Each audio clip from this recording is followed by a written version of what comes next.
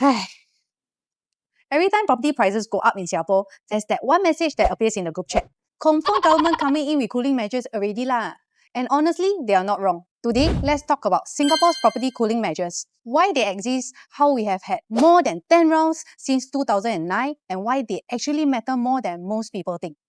Today, let's focus on the major policy moves and crises from 2009 till today. Not every single measure, just the ones that really shape the property market and your decisions as a buyer or investor. We will see what trigger these measures, how they affected prices, transactions, and buyer behavior, and what you can learn from them if you are thinking of entering, holding, or exiting property. Also, do like and subscribe if you wish to continue receiving grounded property insights. So let's jumpstart with 2009. So globally, right, the financial crisis had hit at that moment in time, and everyone was worried about banks collapsing, jobs disappearing, and markets crashing. So in Singapore, right, property didn't crash like in the US or the Europe, but policymakers saw a problem. There were a lot of loans available with interest-only loans, special schemes that make buying property look deceptively affordable. And the people can actually take up a loan without really having the cash flow to support it. So the government reacted. They removed these risky loans and they reintroduced the seller stamp duty, which basically means, right, if you bought a property and sold it too quickly, you pay a penalty. What it means is you could still buy a home, but you had to have the means to actually hold it. You couldn't just flip it in a few months and hope for a profit. It wasn't about stopping buying, it was about preventing reckless property purchaser behaviors. And this affected property transaction volumes. So many investors actually took a pause. Sales dropped noticeably in 2009 as buyers recalibrated their budgets. And the pricing, they also corrected slightly, not a crash, but the growth flattened a little. It created a more disciplined market where only buyers with long-term plans stay active, which is the case for a lot of the cooling measures happenings afterwards. So buyer behavior, right? People shifted from speculation to thinking about sustainable ownership. Families who wanted a home to live in dominated over the previous flippers. By 2010, confidence returned into the market. Banks were lending again, interest rates were low, and buyers came back into the market. So prices began rising again, faster this time. But policymakers, right, noticed something. A lot of this buying, right, wasn't for living purposes or own stay. It was speculative.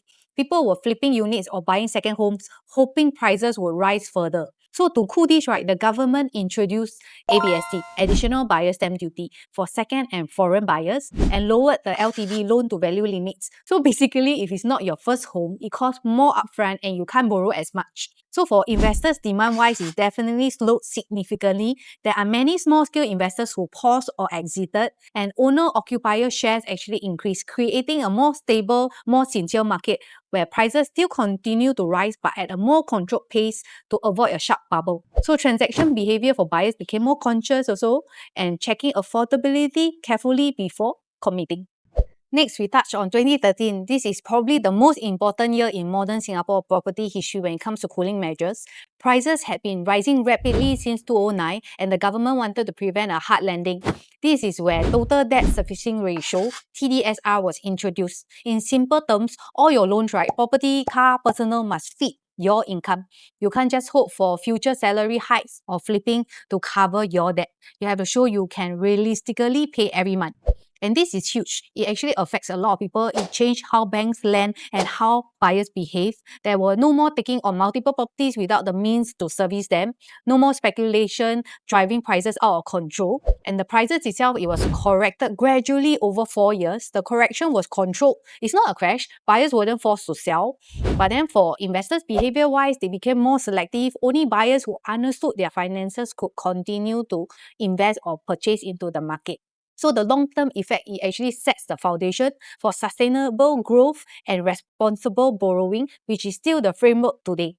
By 2017, after years of cooling, right, the market recovered. So prices were rising again. And this period is where the en bloc sales were very strong. Developers were active, some investors were starting to return. And the government saw this and they didn't wait. ABSD rates were tightened again in 2018. There will be cooling measures introduced during this period and loan limits adjusted. It wasn't drastic, but it prevented overheating because it became dangerous for the market as it progressed. So investors' sentiment, right, also cooled significantly. Some foreign buyers actually paused their purchases, while prices continued to rise but more gradually, preventing bubble-like growth. Transaction volumes in turn also became healthy. There was no panic and buyers became more strategic. So for buyers' behaviors itself, they focus on affordability and long-term holding rather than the short-term goals previously. And then COVID happened. Everyone expected property prices to fall, but in Singapore, demand actually surged. So why? It also relates back to the low interest rates, work from home situations where many families and individuals need for more space and the property being a safe asset in Singapore. So suddenly, right, buyers wanted homes to live in, not just for investments.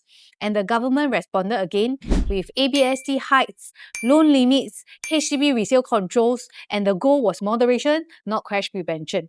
So for prices wise, it actually rose sharply between 2020 to 2021, but in a more measured way. Transaction volumes actually spiked mid of 2020 as the buyers raced for space, and then it slowed after the cooling measures was out. Investment behavior also became more strategic. Flipping was no longer so easy.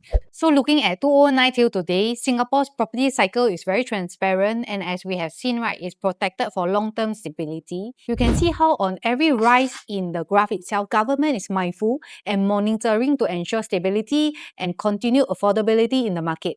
I said continued affordability.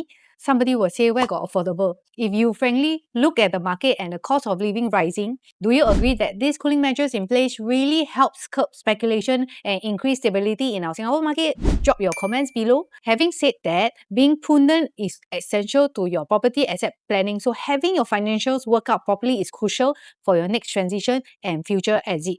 But transparency doesn't mean timing isn't important. There are also moments where entering certain property types is better than others, and strategizing your exit is just as crucial. That's how you make sure you have the holding power and you can maximize the returns.